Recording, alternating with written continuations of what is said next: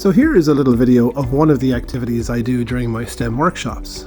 Children will take a 2-litre bottle and using art and craft materials will construct it upside down into the shape of a rocket. We then go outside, put a measure of water inside it and connect it onto one of my specially made launch pads. Then using a hand pump, they'll pressurize it to around about 60 psi, 70 psi, and get ready to launch it by pulling the white string. This is what it looks like.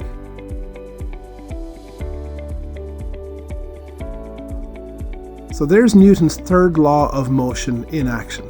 That means that for every action there is an equal but opposite reaction.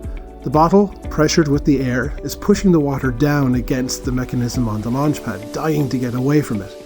And when the release is made, the air is forced out with the water and it pushes the rocket in the opposite direction, going upwards, into the sky, much to the delight of the children as well. And they could use this rocket, this bottle, again and again and again, until the supply of water naturally runs out. Hope you enjoyed this slow motion video of STEM in action.